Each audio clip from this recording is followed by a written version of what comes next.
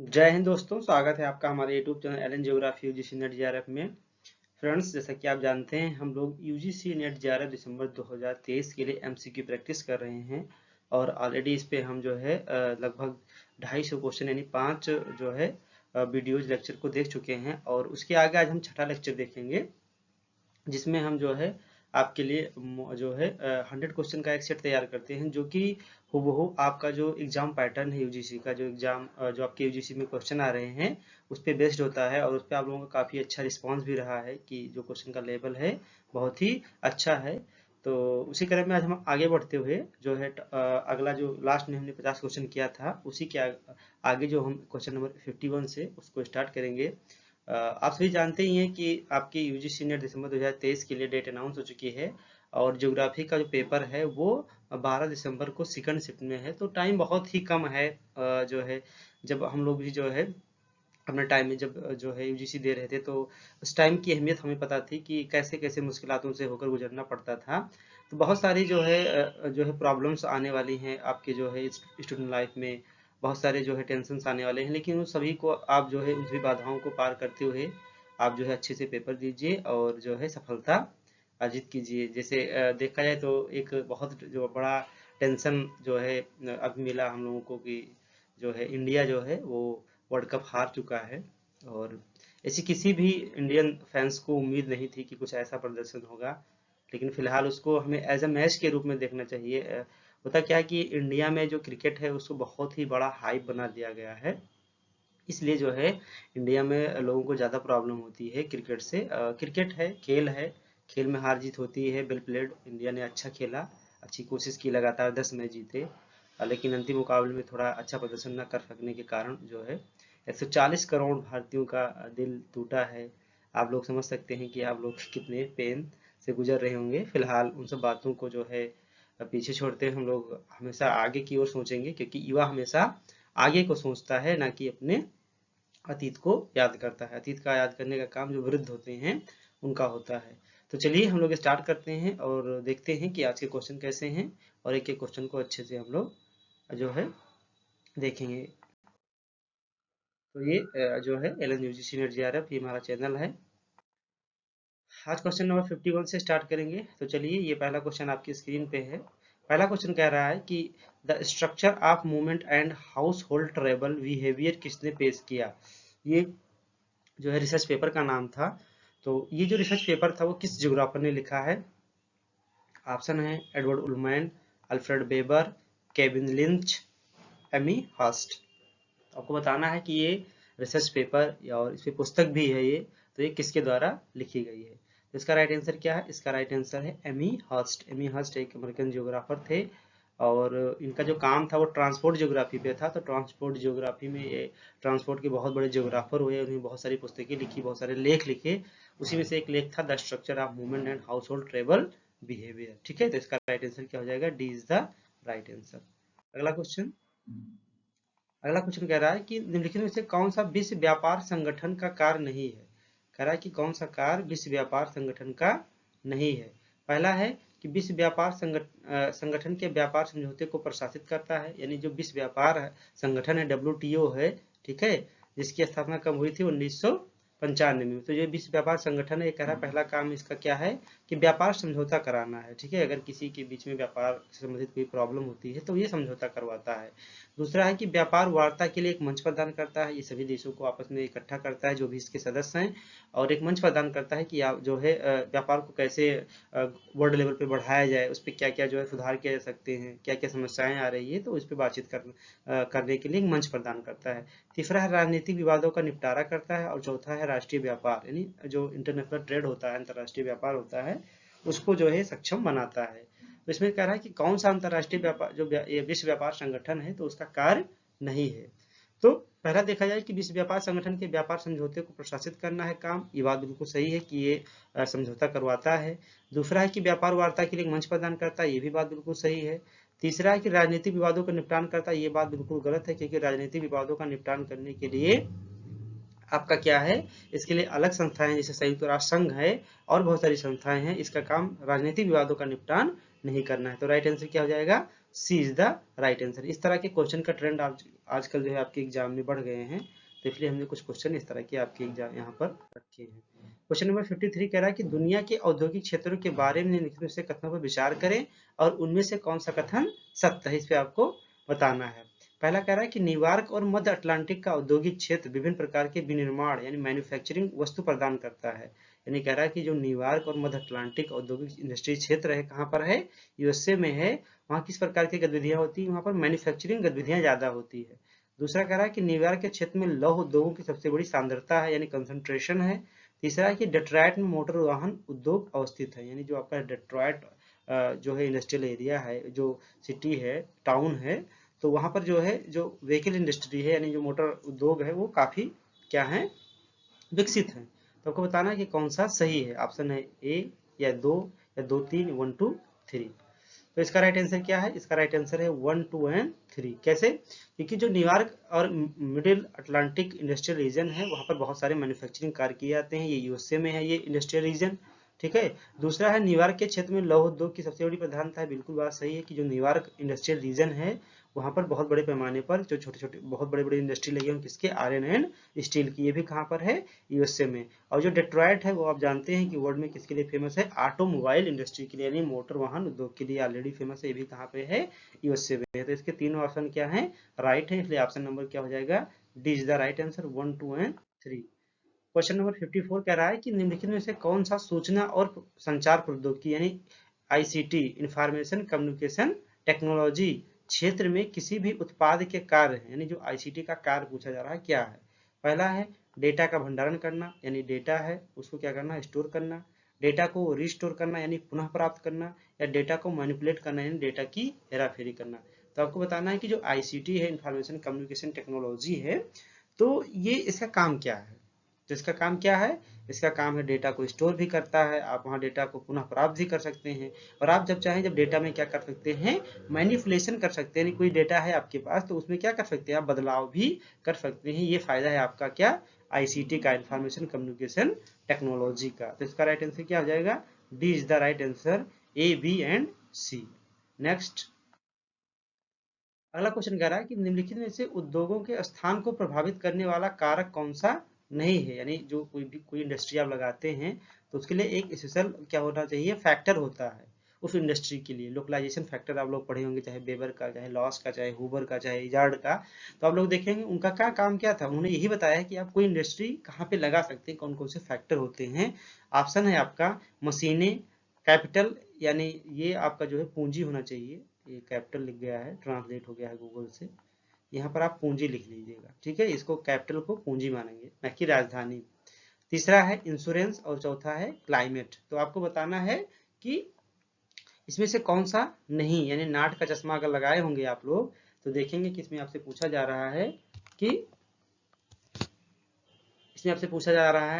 कि कौन सा जो है इंडस्ट्री के लिए फैक्टर नहीं है। तो कौन सा फैक्टर नहीं है, जो आपका कैपिटल और ये है यानी मशीनें। मशीनें किसी भी इंडस्ट्री को लगाने का कोई फैक्टर नहीं है, क्योंकि आप अगर इंडस्ट्री लगा रहे हैं तो आपके पास मशीनें जरूर होंगी तभी आप इंडस्ट्री लगा रहे हैं। बाकी कैपिटल यानी पूंजी, इंश्योरेंस, क्लाइमेट, लोकेशन, ठीक है, मार्केट, लेबर, ये सारे के क्या हैं, ये सभी के सभी जो एलिमेंट्स बताए गए हैं ये सब किसी भी इंडस्ट्री के लोकलाइजेशन फैक्टर है। यानी किसी कोई इंडस्ट्री कहीं पर लगानी है तो उसके लिए कौन कौन से फैक्टर काम करेंगे, तो ये सारे फैक्टर हैं कि मशीनें जो होती हैं वो इंडस्ट्री को प्रभावित करने वाला कारक नहीं है। तो राइट आंसर क्या हो जाएगा, A is the right answer. Question number 56 कह रहा है कि वान थियन के कृषि भूमि उपयोग के मॉडल में निम्नलिखित में से कौन सी धारणा सही नहीं है। यानी इन्होंने बहुत सारे क्या लिए थे, एजम्पशन लिए थे, धारणाएं ली थी, मान्यताएं ली थी। तो कौन सी मान्यता कह रहा सही नहीं है। बहुत ही सावधानी पूर्वक देखिए, क्वेश्चन आपको करने से पहले उसको कई बार अच्छे से पढ़ना चाहिए, जहां पर भी आपको क्या लगे कि कुछ आप दिक्कत कर रहे हैं। तो ये देखते हैं, पहला ऑप्शन कह रहा है कि एक आइसोलेटेड स्टेट होना चाहिए, ऐसा कुछ इन्होंने कहा था। दूसरा कहा था होमोजीनियस सरफेस होना चाहिए, लगभग एक तरफ सतह होना चाहिए, यानी कहीं पर प्लेन है तो प्लेन होना चाहिए, पठार है तो पठार होना चाहिए। बाजार में किसी विशेष फसल के लिए एक समान मूल्य होगा। ठीक है। और अगला है कि एकल कृषि क्षेत्र से अधिशेष, अधिशेष बोले तो जो आपका एक्स्ट्रा बच जाता है, ठीक है, अधिशेष उत्पादन के लिए कई बाजार हैं। तो इसे कह रहा है कि कौन सा ऑप्शन इसमें से सही नहीं है। नहीं का चश्मा आपको क्या करना है, याद करना है। तो एक आइसोलेटेड स्टेट होना चाहिए। इन्होंने कहा था कि केवल एक ही क्या होगा, शहर होगा, आइसोलेटेड स्टेट होगा। होमोजीनियस इन्होंने सरफेस की बात की थी। तीसरा ये भी इन्होंने बात की थी कि बाजार में किसी विशेष फसल के लिए एक समान मूल्य होगा, यानी अगर देखा जाए कि पूरे मार्केट में अगर गेहूं का दाम 10 रुपए किलो है, तो पूरे मार्केट में कहीं भी जाएंगे तो आपको गेहूं का दाम कितना मिलेगा, 10 ही रुपए किलो मिलेगा। ये नहीं कि आप इस एरिया में तो 10 रुपए, यहाँ पर 15 रुपए में मिलेगा। तो ये भी इन्होंने बात सही कही थी। ये वाला पॉइंट गलत है, क्योंकि इन्होंने एकल कृषि क्षेत्र से अधिशेष, यानी जो आपका सरप्लस बचेगा उसके उत्पादन के लिए कई बाजार हैं, ये बात गलत है। क्योंकि इन्होंने वन जो है क्या आइसोलेटेड स्टेट की बात की थी, और जो मार्केट था वो भी क्या था, वन था, ना कि क्या था, कई था। यहाँ पर देखिए कई लिख दिया गया, इतना ही चेंज किया गया, बाकी सारी बातें सही है। तो ये वाला ऑप्शन क्या हो गया आपका, रॉन्ग हो गया। और आपका नहीं का नहीं पूछा था, अगर नहीं का चश्मा दिखाई देगा तो D is the right answer.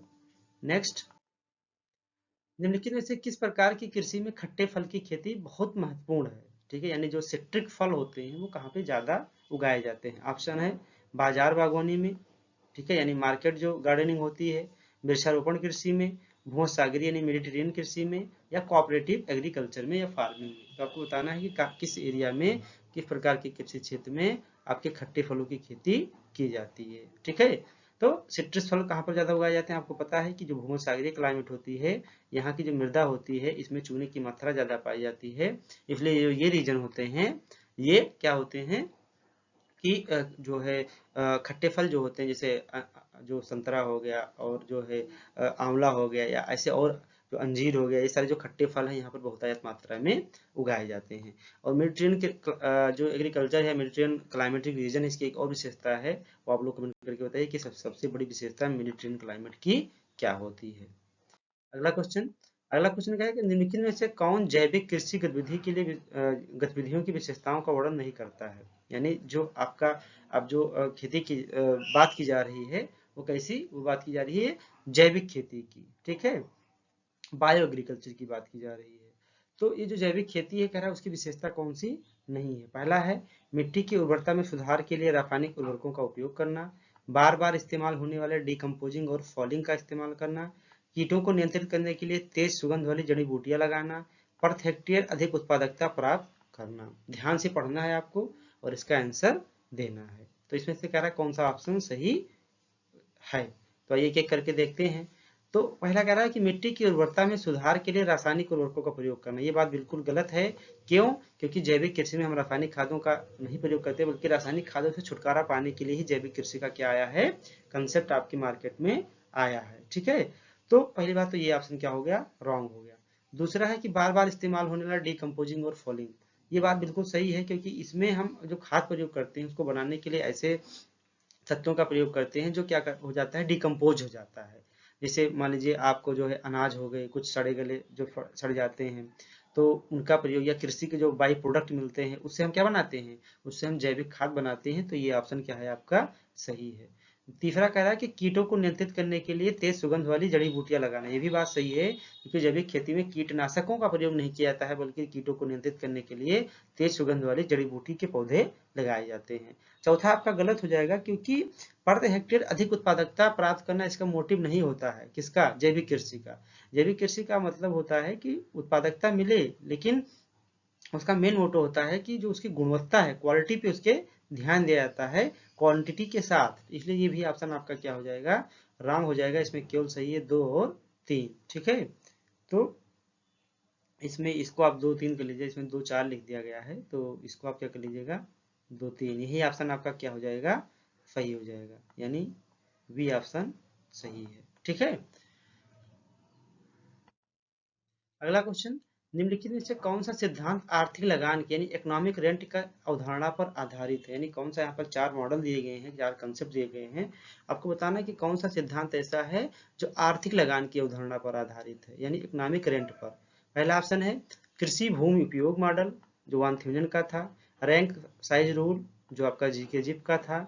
नवाचार का प्रसरण, ये आपका हैंगर स्टैंड का है। और शहरी भूमि उपयोग मॉडल, तो शहरी भूमि उपयोग मॉडल आप देखे हैं, जो है बर्गिस का है, हुमर हाइट का है, मल्टीपल न्यूक्लियर थ्योरी आपका जो है हैरिसन उलमैन का है। तो इसमें से कौन सा जो मॉडल है वो किस पर आधारित है, इकोनॉमिक रेंट पर आधारित है। तो आपको पता है कि जो कृषि भूमि उपयोग है वान थ्यूजन का, वो किस पर आधारित है, इकोनॉमिक रेंट पे। जैसे ही क्या है कि नगर से दूर जाएंगे तो इकोनॉमिक रेंट आपका बढ़ता जाएगा, क्योंकि यहाँ से यहाँ तक लाने, इकोनॉमिक रेंट का मतलब यहाँ पर लगान का मतलब है लाभ से, किससे है, प्रॉफिट से। तो यहाँ इसके पास में रहेंगे तो यहाँ पर जो खेती की जाएगी उसको सामान पहुँचाने में यहाँ पर आसानी होगी। तो इसलिए जैसे जैसे दूर जाएंगे वैसे वैसे आपका जो है जो व्यय है वो बढ़ता जाएगा और आय आपकी कम होती जाएगी। तो ये आर्थिक लगान पे आधारित है। आर्थिक लगान का यहाँ का तात्पर्य क्या है, लाभ से है। ये बात आपको क्या करना है, ध्यान में रखना है। तो राइट आंसर क्या हो जाएगा, A is the right answer. अगला है कि निम्नलिखित में से कौन सा विश्व की कृषि के विटलसी के वर्गीकरण का सबसे महत्वपूर्ण आधार है। यानी जो विटलसी ने पूरे विश्व के वर्गीकरण, विश्व के कृषि 13 कृषि प्रदेशों में विभाजित किया था 1936 में, तो उन्होंने बेस क्या लिया था, उसमें सबसे महत्वपूर्ण बेस पूछा जा रहा है। पहला ऑप्शन है कृषि के कार्यात्मक रूप यानी फंक्शनल रूप, जलवायु तत्वों का वितरण, पशुधन चराई गतिविधियों के रूप, प्रमुख फसलों और व्यावसायिक महत्व के पशुओं का क्षेत्रीय वितरण। तो आपको बताना है कि विटलसी ने कौन सा इसमें से बेस लिया था आपके वर्ल्ड एग्रीकल्चर रीजन के लिए। तो इसका राइट आंसर क्या हो जाएगा, A is the right answer. यानी एग्रीकल्चर का जो फंक्शनल रूप है उसको प्रमुख रूप से उन्होंने क्या बनाया था, बेस बनाया था। ठीक है, नेक्स्ट अगला क्वेश्चन है कि निम्नलिखित में से किसने पहली बार कृषि उत्पादकता की रैंकिंग गुणांक मेथड का प्रयोग किया। यानी जो है ये जो है कोफिशिएंट मेथड था, rank coefficient method, rank coefficient method. तो सबसे पहले कौन से ऐसे विद्वान थे जिन्होंने रैंक कोफिशिएंट मेथड प्रयोग किया था, किसके लिए, एग्रीकल्चर प्रोडक्टिविटी के लिए। ऑप्शन है एल डी स्टैम, मोहम्मद जो है शफी, एम जी कैंडोल और जी एन डी। ठीक है, तो आपको बताना है कि चारों में से किसने सर्वप्रथम एग्रीकल्चर प्रोडक्टिविटी के लिए रैंक कोफिशिएंट मेथड का प्रयोग किया था। प्रयोग तो चारों लोग ने किया था, ये भी आपको याद होना चाहिए किस किस सन में किया, क्योंकि यहाँ से असेंडिंग और डिफेंडिंग में भी क्वेश्चन आपसे एग्जाम में पूछा जा रहा है। लेकिन सबसे पहले जो प्रयोग किया था वो किया था आपके एम जी कैंडल ने किया था। ठीक है, तो राइट आंसर क्या हो जाएगा, सी इज द राइट आंसर। अगला, गिब्स मार्टिन इंडेक्स का उपयोग किसके लिए किया जाता है। ऑप्शन है फसल विशेषज्ञता के लिए, फसल विविधीकरण के लिए यानी क्रॉप डाइवर्सिफिकेशन के लिए, क्रॉप कंसंट्रेशन के लिए यानी फसल संकेंद्रण के लिए, या क्रॉप कॉम्बिनेशन के लिए। ठीक है, तो आपको बताना है कि गिब्स मार्टिन सूचकांक जो इंडेक्स होता है उसका प्रयोग किसके लिए किया जाता है। तो जो गिब्स मार्टिन इंडेक्स है उसका प्रयोग किसके लिए किया जाता है, क्रॉप डाइवर्सिफिकेशन यानी फसल विविधीकरण के लिए किया जाता है। इसीलिए इसका राइट आंसर क्या हो जाएगा, B is the right answer. अगला अगला यहाँ पर आपका क्या है कि एक जो है पैसेज दिया गया है, इस पैसेज को जब आप पढ़ेंगे तो आगे आपको एक क्वेश्चन दिया गया है, उसी क्वेश्चन का क्या करना है, आंसर देना है। तो ये लोग आप पैसेज इसको पढ़ लीजिएगा, हम आपको इसका उत्तर बता दे रहे हैं। इसमें पूछा गया कि मास्लो के आवश्यकताओं के वर्गीकरण में किस स्तर पर व्यक्ति की सुरक्षा को स्थान दिया जाएगा, ये दोनों न्यूनतम से उच्चतम तक व्यवस्थित किया जाए। तो इसका राइट आंसर हो जाएगा बी, यानी दूसरे स्तर पे आप लोग पैसेज पढ़ेंगे तो आपको इसका आंसर पता चलेगा कि इस क्वेश्चन में क्या था। ठीक है, नेक्स्ट 64 इधर आपको कंट्री दिया गया है और इधर दिया गया है बॉर्डर जो उससे लगते हैं, और बॉर्डर कितने किलोमीटर में लगते हैं ये भी आपको क्या करना है, बताना है। तो इधर 4 कंट्री है, बांग्लादेश, पाकिस्तान, नेपाल, भूटान, और इधर किलोमीटर में दिया गया है। तो जो बांग्लादेश है उसके साथ भारत की सबसे लंबी सीमा साझा होती है, वो भी कितने किलोमीटर, 4096 किलोमीटर। पाकिस्तान के साथ जो सीमा साझा होती है वो कितना है, 3323। नेपाल के साथ जो है वो कितना है, 1751, और भूटान के साथ वो कितना है, वो है 699। तो राइट आंसर क्या हो जाएगा, 2143। तो 2143 किसी में है, ये है, D is the right answer. Simple सा है, आपको याद होना चाहिए किसके साथ बॉर्डर लगता है। ये कॉमन क्वेश्चन है, जैसे क्वेश्चन आ सकते हैं आपके एग्जाम में, और गलतियां यहाँ से होने की संभावना ज़्यादा रहती है, क्योंकि स्टूडेंट को लगता है कि बहुत ईजी है, हम इसमें तो आसानी से कर ले जाएंगे। जैसे आपको चाइना का याद होना चाहिए, आपको भूटान का याद होना चाहिए, भूटान का यहाँ पर दिया हुआ ऑलरेडी, अफगानिस्तान का याद होना चाहिए, जो भी इससे बॉर्डरिंग कंट्री है उसका याद होना चाहिए। अगला क्वेश्चन है कि निम्नलिखित में से कौन सा राजनीतिक भूगोल के अध्ययन में शामिल नहीं है, यानी जो आपका पॉलिटिकल ज्योग्राफी है उसकी स्टडी में क्या शामिल नहीं है। ऑप्शन है ये कि पॉलिटिकल स्टडी लोगों के व्यवहार का यानी बिहेवियर का अध्ययन करता है, लोगों और उनकी सरकार के बीच संबंध कैसे हैं इसका अध्ययन करता है, चुनावी परिणामों का अध्ययन करता है, यानी जो इलेक्शन के रिजल्ट आते हैं उसका अध्ययन करता है। सीमाओं के कार्य, सीमांकन और शासन का अध्ययन करता है। या उपरोक्त में से कोई नहीं, या उपरोक्त में से एक से अधिक। आपको बताना है कि निम्नलिखित में से कौन सा। अगर आपको चश्मा लगा होगा तो देख लीजिए, अगर चश्मा उतार दिए होंगे तो आपको बताए हुए हम कि आपके माइंड का जो एल्गोरिदम है वो पॉजिटिव में ज़्यादा सोचता है, नेगेटिव में कम सोचता है, क्योंकि ज़्यादा से ज़्यादा क्वेश्चन सही पूछा जाता है, पॉजिटिव पूछा जाता है, बीच बीच में नेगेटिव डाल दिया जाता है, इसलिए चश्मा लगाना बहुत ही जरूरी है। तो जो आपका पॉलिटिकल जियोग्राफी है, इसमें किस कौन सा अध्ययन शामिल नहीं है? इसका राइट आंसर हो जाएगा A is the right answer. इसमें लोगों के व्यवहार का अध्ययन नहीं किया जाता, क्योंकि लोगों के व्यवहार के अध्ययन के लिए किसमें किया जाता है? बिहेवियरल जियोग्राफी में किया जाता है, व्यवहारिक भूगोल में किया जाता है, ना कि पॉलिटिकल जियोग्राफी में। बाकी ऑप्शन क्या है? सही है, तो राइट आंसर क्या हो जाएगा? A is the right answer. अगला है कि जो किर्गिज जनजाति है उसके आश्रय स्थल को क्या कहा जाता है? यानी जो किर्गिज, जैसे मान लीजिए जो आपका जो किर्गिज जनजाति है, तो वो जो अपना घर बनाती है, आश्रय स्थल का मतलब कहने का मतलब जो आपका टेंट या तंबू बना के रहती है, घर तो परमानेंट होता नहीं, पक्के मकान। ये किर्गिज जनजाति है, और किर्गिज कहाँ पे है? ये मध्य एशिया में पाई जाती है। तो इसके घर को क्या कहते हैं? इसके घर को झोपड़ी कहते हैं, यानी हट, खैमा बोलते हैं, कस्ताऊ बोलते हैं, या सिजदा बोलते हैं। आपको बताना है कि जो किर्गिज हैं उसके घर को क्या बोला जाता है, जो तंबू लगाकर वो रहते हैं। तो इसका राइट आंसर क्या हो जाएगा? इसका राइट आंसर हो जाएगा किस्ताऊ। क्या बोला जाता है? किस्ताऊ। ठीक है, अलग अलग जो जनजातियां हैं उनके घर, जैसे मसाई है तो मसाई के घर को क्या बोलते हैं? कराल बोलते हैं। चमड़े का घर बनाते हैं तो उसको कराल बोलते हैं। सब टेम्परेरी हाउस होते हैं। जैसे इग्लू, आप बताइए कि इग्लू जो है, कमेंट करके बताइए जो इग्लू होता है वो किसका होता है? वैसे जो आपका जो ये खैमा है, खैमा भी एक, अब देखिए यहाँ पर जो जो स्मार्ट स्टूडेंट होते हैं, जैसे आपसे पूछा गया आश्रय स्थल, ऑप्शन तो 4 दिए गए हैं, तो ये कहीं ना कहीं किसी न किसी जनजाति के जरूर होंगे। तो जो यहाँ पर स्टूडेंट जो थोड़ा सा जो है एडवांस होते हैं, जो थोड़ा सा जो स्मार्ट तरीके से सोचते हैं, वो गूगल करते कि हम खैमा को चेक कर लें कि किसका होता है, सिजदा को चेक कर लें किसका होता है। तो जो बद्दू होती है, बद्दू, ठीक है, जो बद्दू, जो अरब अरब जो है रीजन में पाई जाने वाली जो जनजाति है, वो जो घर बनाती है उसको बोलते हैं खैमा। क्या बोलते हैं? खैमा। और जो लैप्स है, लैप्स जो है ये साइबेरियन जो है एरिया में रहने वाली जो है ट्राइब्स हैं। तो जो लैप्स होते हैं, लैप्स के घर को क्या बोला जाता है? लैप्स के घर को बोला जाता है सिजदा। ठीक है, झोपड़ी किसी को नहीं बोला जाता है, बस ये नाम लिख दिया गया ताकि आप लोग फंसे रहें। तो आपको पता चल गया, खैमा, करवाल पता चल गया, किस्ताऊ पता चल गया, ठीक है, और फिजदा पता चल गया। तो इतना जो है जनजाति का नाम आप लोग याद रखिएगा, घर। अगला है कि निम्नलिखित में से कौन सा द्वीप का पूर्वी हिंद महासागर में भारत के लिए विशेष रूप से भू राजनीतिक यानी जियो पॉलिटिकल इंपॉर्टेंस है?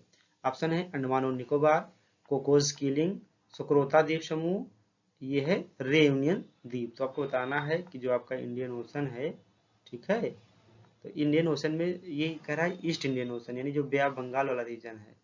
तो ईस्ट इंडियन ओशन में क्या है कि जो द्वीप समूह है वो इंडिया के लिए ज़्यादा इंपॉर्टेंट रखते हैं। तो इसका राइट आंसर क्या हो जाएगा? आइए देखते हैं।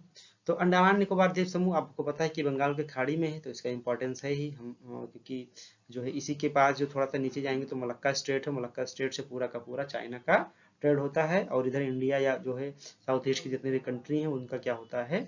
ट्रेड होता है। तो ये तो है, ये तो पहला इसमें सही है। दूसरा है कोकोस किलिंग, ये ऑस्ट्रेलिया के जो है पश्चिमी क्षेत्र में जो है हिंद महासागर में स्थित द्वीप है, इसका भी इंडिया के लिए क्या है? इंपॉर्टेंस है। सोकोत्रा, सोकोत्रा पश्चिमी जो है हिंद महासागर में, इसलिए यहाँ पर पूर्वी पूछा गया, कोई महत्व नहीं है। और रेयूनियन भी क्या है? पश्चिमी हिंद महासागर में। सोकोत्रा सेशल्स का है और रेयूनियन फ्रांस का द्वीप है। तो ये जो है इंडिया के लिए इंपॉर्टेंट नहीं है, क्योंकि ये पूर्वी नहीं बल्कि पश्चिमी हिंद महासागर के लिए इंपॉर्टेंट है, और आपसे क्वेश्चन पूछा गया है पूर्वी हिंद महासागर के बारे में, इसलिए राइट आंसर क्या हो जाएगा? सी इज द राइट आंसर। ए और बी क्या है आपका? राइट है। अगला क्वेश्चन कि सामान्य और क्षेत्रीय भूगोल के बीच अंतर, यानी जो जर्नल और स्पेसिफिक ज्योग्राफी है उसके बीच में अंतर किसने किया था? ऑप्शन है रिस्थोपेन, या दूसरा है रेडजल, तीसरा है वार्डली लाब्लास, और तीसरा है जीन ब्रून्स। ये जीन ब्रून्स लिखा है, हिंदी में थोड़ा सा अलग लिख दिया है। तो आपको बताना है कि कौन सा जो है ज्योग्राफर था जिसने रीजनल वर्सेस जो है स्पेसिफिक ज्योग्राफी के बारे में बात किया है। तो दो ही ज्योग्राफर हैं, एक है आपके रिस्थोपेन और दूसरा है बर्नहार्ड वारेनियस, ठीक है। तो इसका राइट आंसर क्या हो जाएगा? रिस्थोफेन इज द राइट आंसर, क्योंकि इसने क्या किया था कि चाइना के भूगोल, चाइना पे बहुत काम किया है, चाइना के ज्योग्राफी पे। और इन्होंने जो है सामान्य भूगोल और क्षेत्रीय भूगोल, आपको बताया कि सामान्य का मतलब क्या हो गया, सामान्य हो गया, और एक हो गया क्षेत्रीय। सामान्य को बोलते हैं फिजिकल ज्योग्राफी, और जो क्षेत्रीय होता है उसको बोलते हैं ह्यूमन ज्योग्राफी। ठीक है। अगला है कि पेज के रूप में क्षेत्र के विचार का अध्ययन अध्ययन कहाँ किया गया। यानी जो पेज है, यानी कोई अब जो एक रीजन है, वहां पर जो रीजन होता है, क्षेत्र होता है, एक ऐसा जो है देश है कि जहाँ पर जो रीजन होता है, जो एरिया, जो क्षेत्र होता है, उसको क्या बोला जाता है, पेज बोला जाता है। जैसे हम लोग उसको रीजन बोलते हैं, वो लोग क्या बोलते थे, पेज बोलते थे। तो ये कहाँ के लोग बोलते थे, यही आपको बताना है। किस जो है स्कूल ऑफ थॉट के ज्योग्राफर ऐसी बात करते थे, तो फ्रांस के, इंग्लैंड के, जर्मनी के या अमेरिका के। तो इसका राइट आंसर क्या है, इसका राइट आंसर है फ्रांस। ठीक है। फ्रांस के जो ज्योग्राफर थे वो रीजन को क्या बोलते थे, रीजन नहीं बोलते थे, बल्कि क्या बोलते थे, पेज बोलते थे। मतलब वहाँ जो छोटे छोटे प्रदेश होते थे, लघु प्रदेश होते थे फ्रांस में, उसको पेज बोला जाता था। तो राइट आंसर क्या हो जाएगा, A is the right answer. अगला है कि शब्द सर्वाइवल ऑफ फिटेस्ट किसने रचा था। यानी जो सॉरी, जो सर्वाइवल ऑफ फिटेस्ट है, इस वर्ड का प्रतिपादन किसने किया था, इस वर्ड को क्वाइन किसने किया था। ठीक है। ऑप्शन है Carl Ritter, Charles Darwin, Herbert Spencer या कार्ल सावर। ठीक है। ये क्या है, कार्ल सावर है। आप ध्यान से पढ़िए, क्योंकि यहाँ पर हमें पता है आप जल्दबाजी में क्वेश्चन को गलत कर सकते हैं।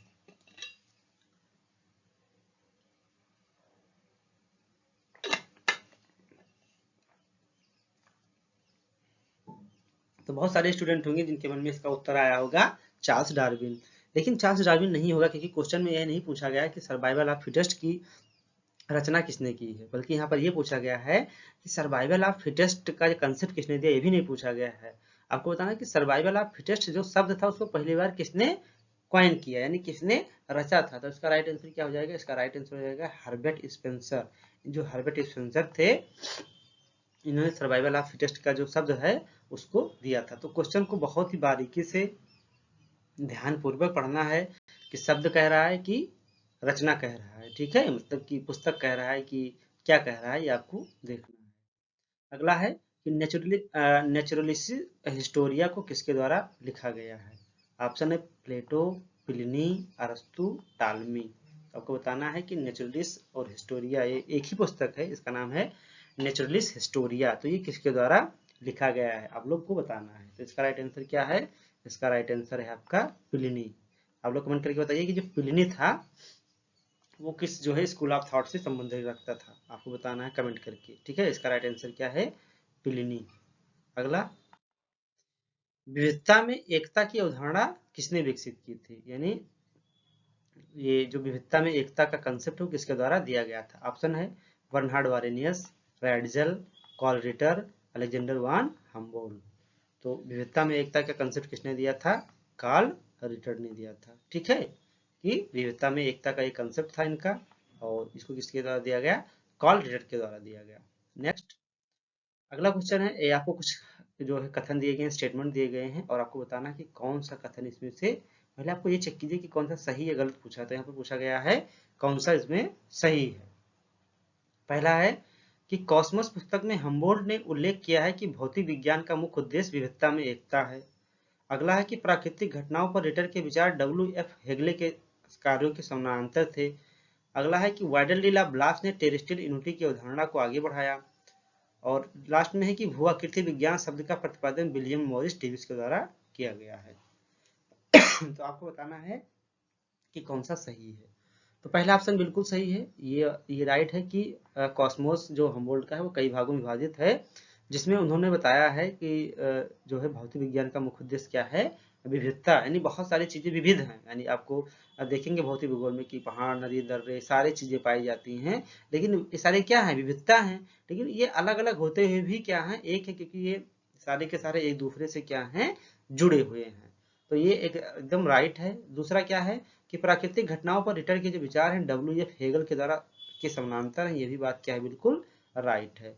और सी है कि विडाल डी लाब्लास ने टेरेस्ट्रियल यूनिटी को आगे बढ़ाया, ये भी बात क्या है, बिल्कुल सही है, क्योंकि टेरेस्ट्रियल यूनिटी का कंसेप्ट भी दिया था विडाल डी लाब्लास ने। उन्होंने बताया था कि दुनिया में यानी वर्ल्ड में ब्रह्मांड में जितने भी चीजें हैं, ठीक है, वो भले ही अलग अलग हैं लेकिन सारे आपस में क्या हुए, एक दूसरे से इंटर रिलेट है, एक दूसरे को प्रभावित करती हैं और एक दूसरे से प्रभावित होती हैं, और इसी को बोला गया टेरेस्ट्रियल यूनिटी यानी सार्वभौमिकता का नियम।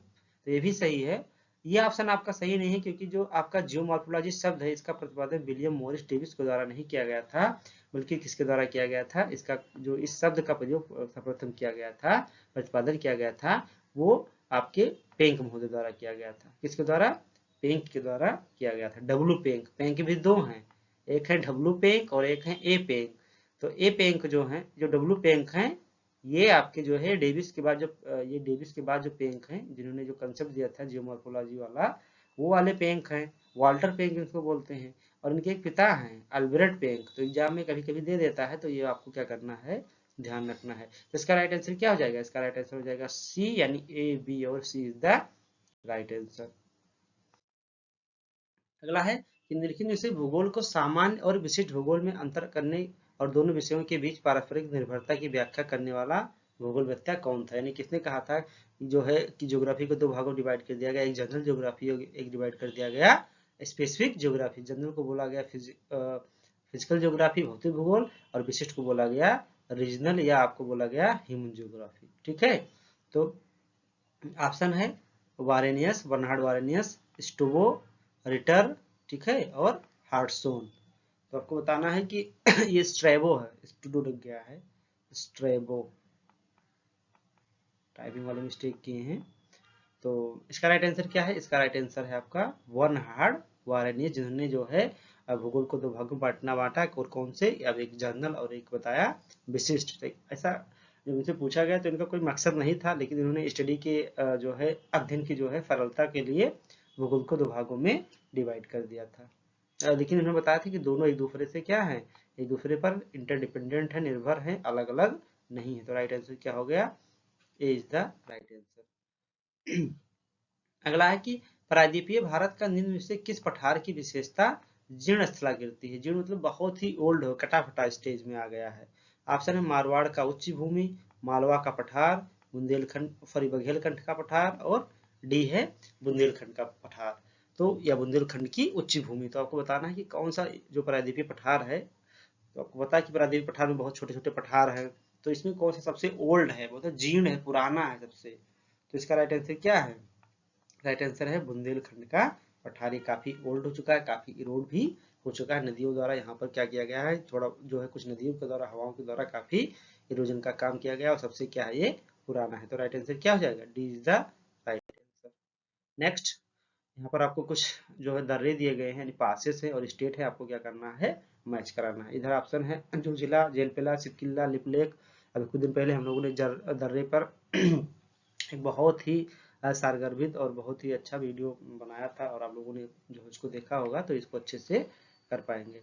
तो जोजिला दर्रा कहाँ पर है? ये है जम्मू और कश्मीर में। ठीक है, आगे मतलब जब डिस्ट्रीब्यूशन इसका नहीं हुआ था, अब तो बांट दिया गया है। और जेलपेला कहाँ पर है? ये सिक्किम में है। सिपकिल्ला दर्रा कहाँ पर है? आपका ये हिमाचल प्रदेश में है। और लिपुलेख दर्रा कहाँ पर है? उत्तराखंड में है।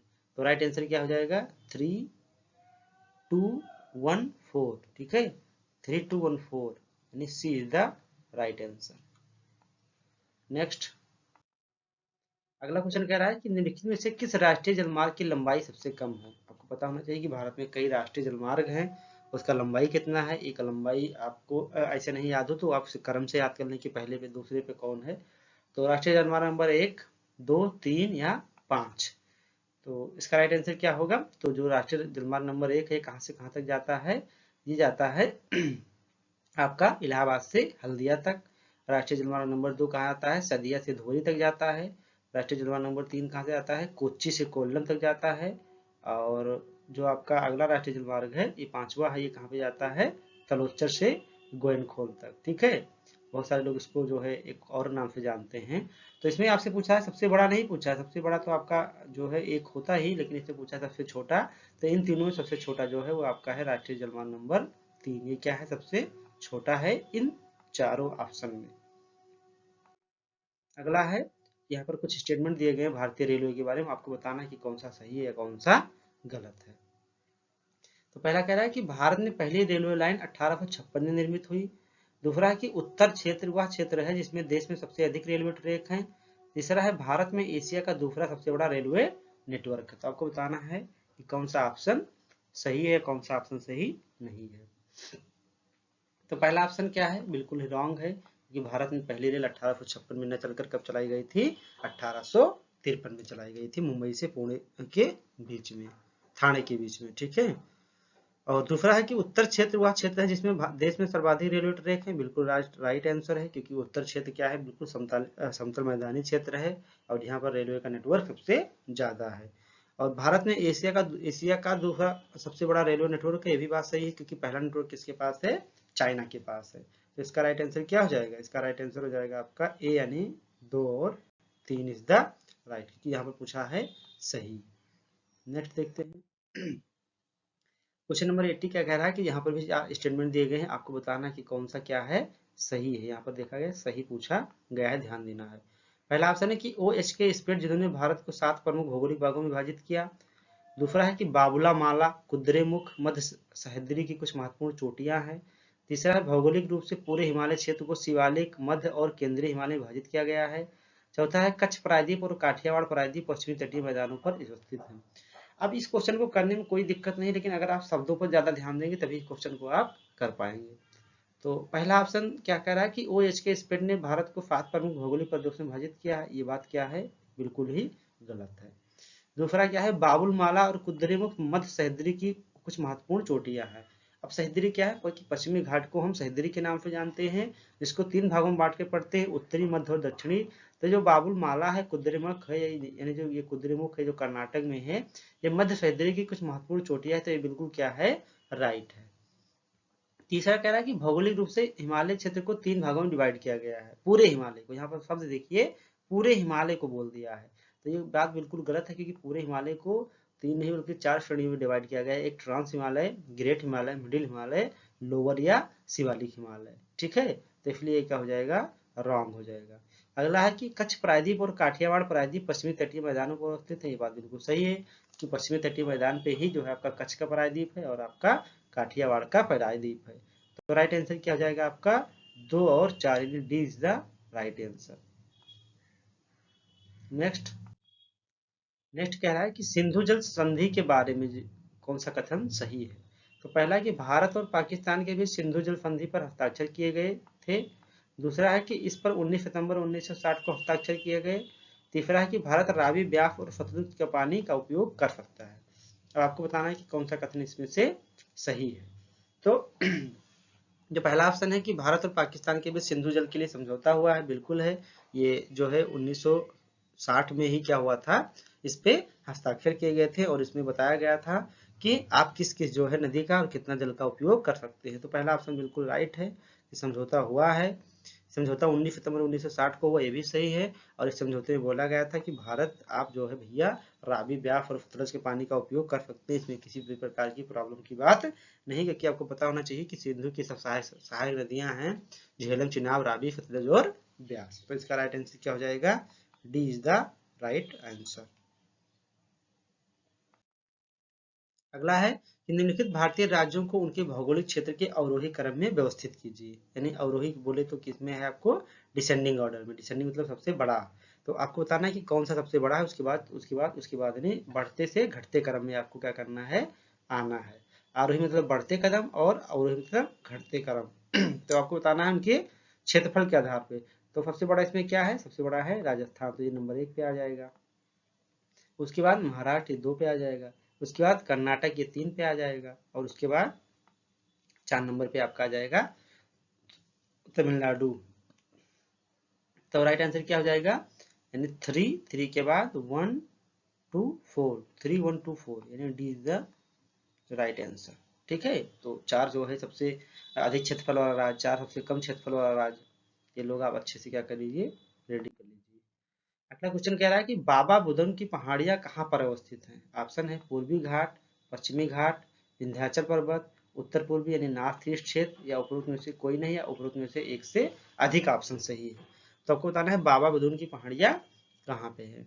तो अब आपको पता होना चाहिए कि बाबा बुदन की पहाड़ियां कहाँ पर है, कर्नाटक में है, तो कर्नाटक किसका हिस्सा हो जाएगा, पूर्वी घाट या पश्चिमी घाट?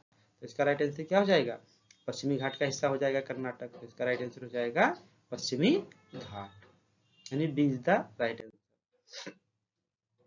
एक तरफ आपको कुछ मिट्टी दी गई है और दूसरी तरफ फसल दिया गया है, आपको बताना है कि किस मिट्टी में किस प्रकार की फसलें उगाई जाती हैं।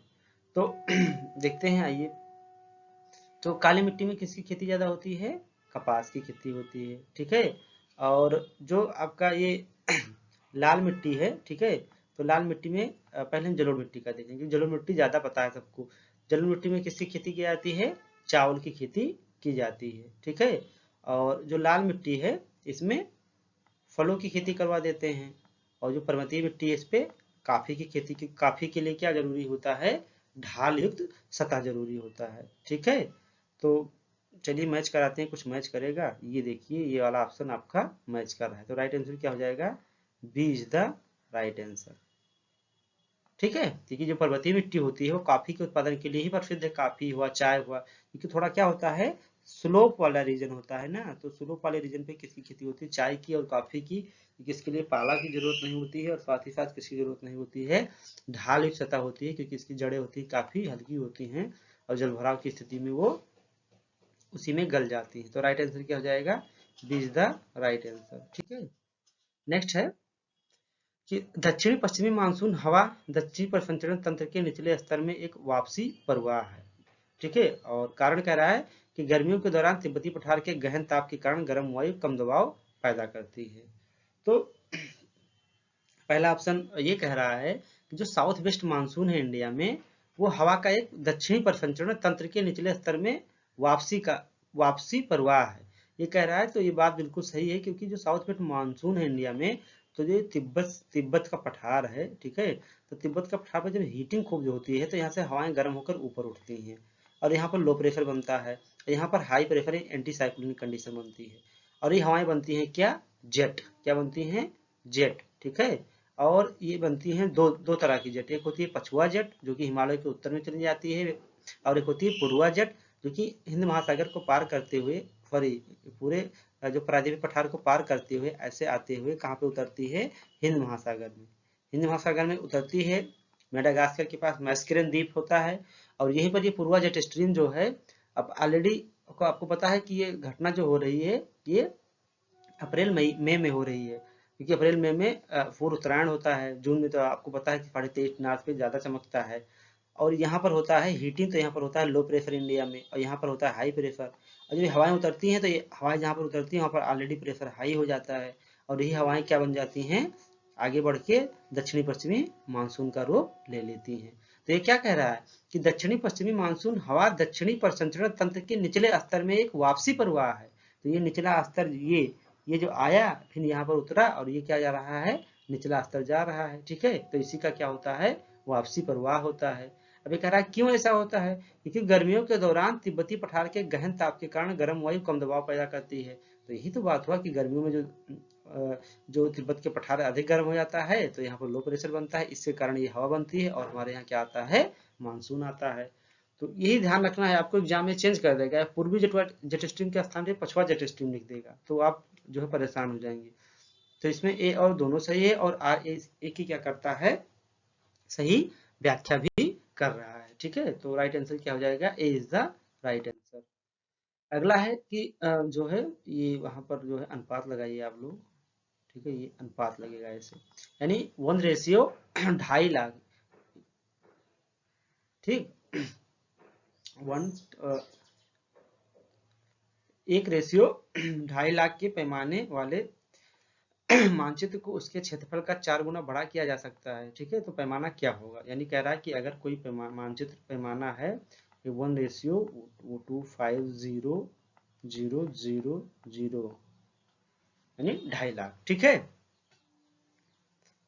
तो अगर इसको कह रहा है कि ये रेशियो है, यानी आपका अभी 1:2.5 लाख का मतलब ये हुआ कि आपके जो जमीन पे 1 सेंटीमीटर की दूरी है, ये इसका मतलब 1:2.5 लाख का मतलब क्या हुआ, जो कागज पे, सॉरी ये जमीन नहीं बल्कि जो कागज पे अगर 1 सेंटीमीटर की रेखा कहीं आप खींचते हैं तो वो कितना किलोमीटर, वो कितना सेंटीमीटर या मीटर या किलोमीटर को रिप्रेजेंट करता है, 2.5 लाख को रिप्रेजेंट करता है, ठीक है। 2.5 लाख को रिप्रेजेंट करता है। तो अब ये कह रहा है कि इसको आपको बड़ा करना है, तो अब इसको क्या करना है, बड़ा। तो कभी भी जब आपसे बड़ा कहेगा एग्जाम में, जो कहेगा कि पैमाना को बड़ा करना हुआ, तो आप क्या कर दीजिएगा कि जितना रेशियो रहेगा, वो जितना गुना बड़ा कहेगा उसमें उतना से भाग दे दीजिएगा। और कहेगा कि छोटा करना है, तो छोटा करना है तो क्या करना है, गुणा। बस यही ट्रिक आपको याद रखना है कि बड़ा कहेगा तो भाग, अगर कहेगा पैमाने को छोटा करना है तो गुणा। तो यहाँ पर कह रहा है 4 गुना बड़ा कर दिया जाए, तो 4 से इसको डिवाइड कर देंगे, और जब 4 से डिवाइड कर देंगे तो ऑप्शन आपका कैसे हो जाएगा, 1:62,500, यानी 62,500। तो यही आपको ध्यान रखना है कि जब बड़ा कहेगा पैमाना तो आपको 4 से जो आपको भाग देना है, जितना गुना बड़ा कहेगा, और जब आपको छोटा कहेगा तो आपको क्या करना पड़ेगा, गुणा करना पड़ेगा। ठीक है, तो राइट आंसर क्या हो जाएगा, D is the right answer.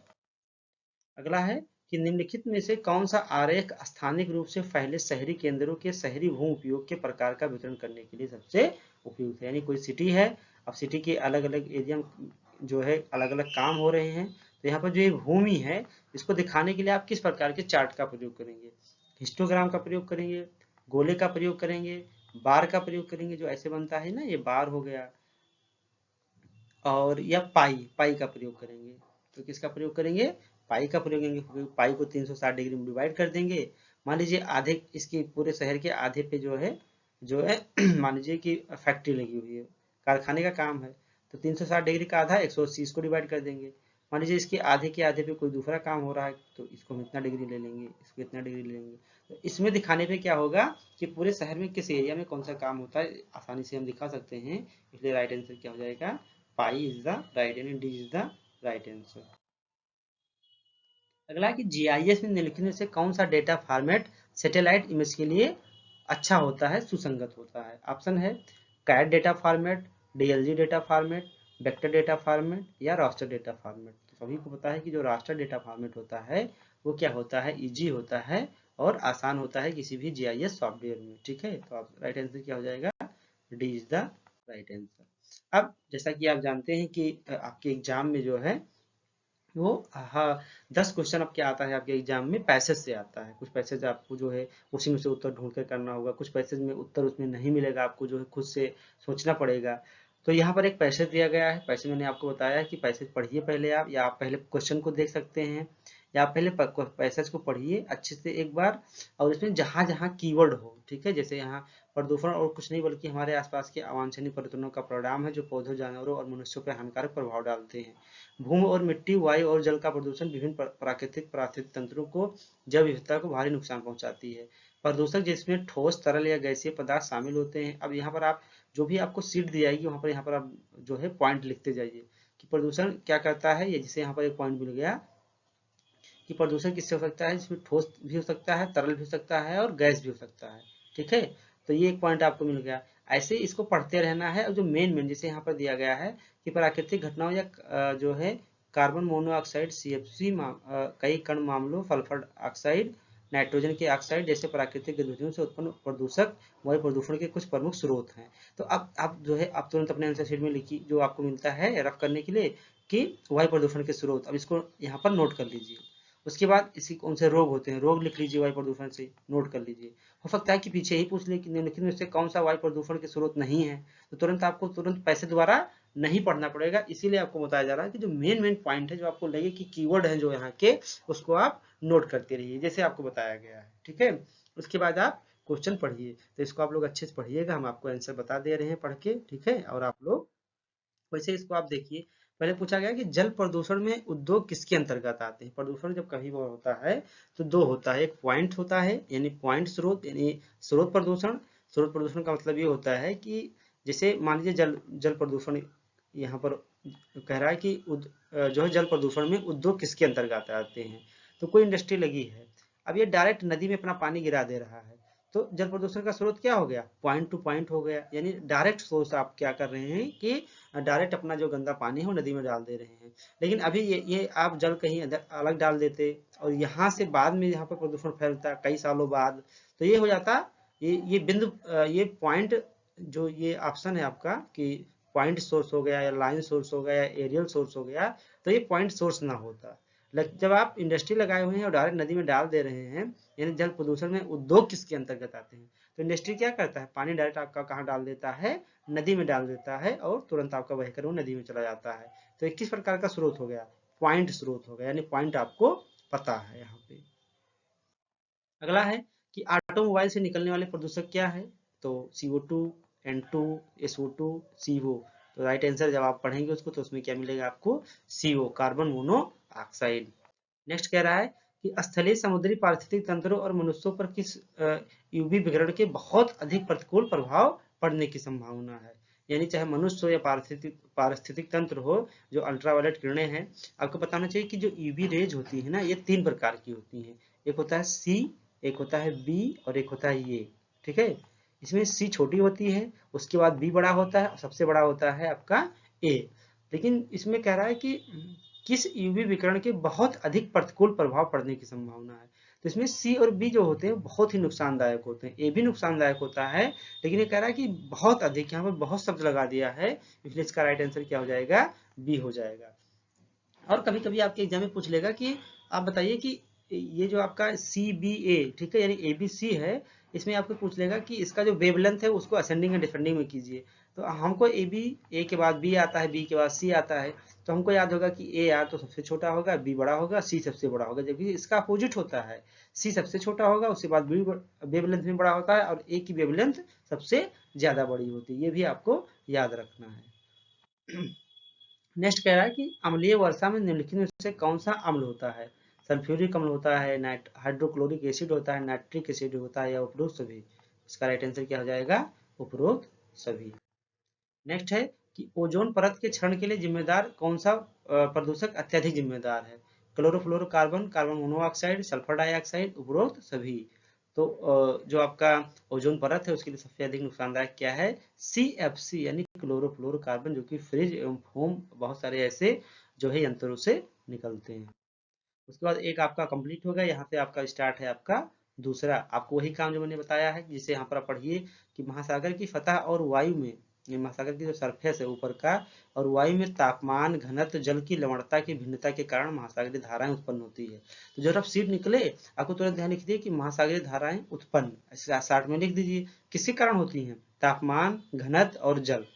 तो आप कभी अगर मान लीजिए आगे क्वेश्चन पूछ लिया गया कि महासागरीय धाराएं किसके कारण उत्पन्न होती है, ऑप्शन दे दिया गया, तो दोबारा आपको पढ़ने की जरूरत नहीं पड़ेगी। ठीक है, तो बस यही ऐसे आपको पढ़ना है और क्या करना है, आपको ये लिखते जाना है अच्छे से एक बार पढ़ के। ठीक है, जैसे ये टर्निंग पॉइंट है कि लगभग 40 डिग्री उत्तरी अक्षांश के आसपास जोनल पछुआ हवा के प्रभाव में तुलनात्मक रूप से गल्फ स्ट्रीम का उष्ण जल उत्तर अटलांटिक प्रवाह के रूप में पूरब की ओर बहने लगता है। यानी 40 डिग्री पर जब आपका ये गल्फ स्ट्रीम पहुंचती है तो पहले उत्तर की ओर चलती है, बाद में कहाँ बढ़ने लगती है, पूरब की ओर, क्योंकि पछुआ हवाएं किधर चलती हैं, पश्चिम से पूरब की ओर ट्रेवल करती है, इसलिए इसी के प्रभाव में ये पूरब की ओर मुड़ जाता है। तो क्वेश्चन यहाँ कह रहा है कि निम्नलिखित में से कौन सा महासागरीय धाराओं की उत्पत्ति, ये देखिए पहला ही क्वेश्चन पूछ लिया कि महासागरीय धाराओं की उत्पत्ति का कारण क्या है। तो अगर आप रफ शीट में लिखे होते कि कारण में क्या क्या था, तापमान, घनत्व और जल। ठीक है, लेकिन ये कह रहा है कि कौन सा नहीं है, चश्मा लगाइए आप नाट का। तो ऑप्शन है तापमान, शैल संरचना, घनत्व, जल की लवणता। तो आप आसानी से आइडेंटिफाई कर लेंगे कि जो शैल की संरचना होती है, रॉक्स स्ट्रक्चर होता है, उसका धाराओं की उत्पत्ति में कोई महत्व रोल नहीं होता है।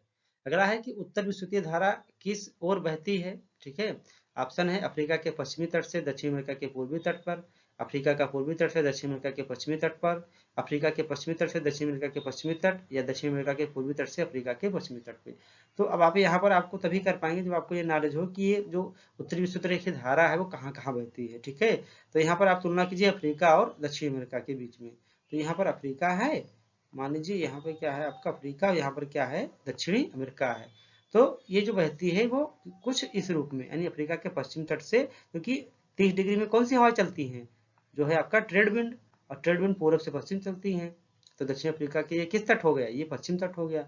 दक्षिण अफ्रीका के पश्चिमी तट से अफ्रीका के पश्चिमी तट से दक्षिण अफ्रीका के पूर्वी तट की ओर क्या करती है, ट्रेवल करती है। तो राइट आंसर क्या हो जाएगा, A is the right answer.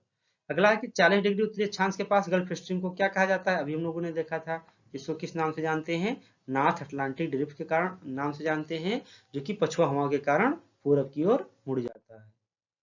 अगला है कि निम्नलिखित में से कौन सी शीत जलधारा है, पेरू, गल्फ स्ट्रीम, उत्तरी अटलांटिक प्रवाह, या ननाधीज। तो आपको पता है कि जो आपका पेरू, जिसको हम हम्बोल्ट के नाम से जानते हैं, ये दक्षिण अमेरिका के पश्चिमी तट पे चलती है, जो कि क्या है, एक ठंडी जलधारा है। ठीक है, तो राइट आंसर क्या हो जाएगा, A is the right answer. और लास्ट क्वेश्चन है कि गल्फ स्ट्रीम 40 डिग्री उत्तरी अक्षांश में पश्चिम की ओर क्यों प्रवाहित होती है। देखिए यहाँ पे क्वेश्चन आ गया कि 40 डिग्री पर ये पश्चिम की ओर क्यों मुड़ जाती है। ये जो 40 डिग्री है, ये ध्यान रखना कि ये उत्तर में लेब्राडोर और दक्षिण से गल्फ स्ट्रीम जाके 40 डिग्री के आसपास मिलती हैं, और 40 डिग्री के बाद जब पछुआ हवा के संपर्क में आ जाती हैं, इसलिए पछुआ हवाएं कहाँ पे चलती हैं, पूरब, पश्चिम से पूरब की ओर, इसलिए ये जोनल पछुआ हवा यानी वेस्टर्न जो आपका विंड है उसके जो है प्रभाव में आकर ये जो है पूरब की ओर प्रवाहित होने लगती है। ठीक है, सॉरी, पश्चिम की ओर ये प्रवाहित होने लगती है। गल्फ स्ट्रीम 40 डिग्री उत्तरी अक्षांश में पश्चिम की ओर प्रवाहित क्यों होती है। ठीक है, तो इसका राइट आंसर क्या हो जाएगा आपका, यही जोनल पछुआ हवाएं। तो ये टोटल क्या रहा आपका, 100 क्वेश्चन थे, और उम्मीद है कि ये आपको बहुत ही जो है मदद करेंगे आपके एग्जाम में। तो आप लोग अगर कोई भी आपको मिस्टेक लगता है, किसी के आंसर में कोई भी प्रॉब्लम है, क्योंकि जो है बहुत ही इसको जो है जांच और परख के जो है आपको बताया जाता है, फिर भी ह्यूमन एरर कहीं भी होने की संभावना है। इतने क्वेश्चन होते हैं कि करते करते दिमाग में थोड़ा सा प्रॉब्लम उत्पन्न हो जाता है, कभी जो है नहीं समझ में आता है कि इसको जो है ए होना चाहिए, बी होना चाहिए, या आप जो है एक ह्यूमन एरर होने की संभावना बनी रहती है। तो आपका जो है सुझाव सदा जो है हमारे लिए सहायक होगा इसको बेस्ट से बेस्ट करने के लिए। तो आपका सुझाव जो है आमंत्रित है, आप बिल्कुल जो है कमेंट करके बताइए किस तरह इसका आंसर ऐसे हो सकता है, आपको यदि ऐसा कुछ लगता है तो मिलते हैं हम लोग एक नए जो है 100 MCQ के साथ। तब तक के लिए बेस्ट ऑफ लक।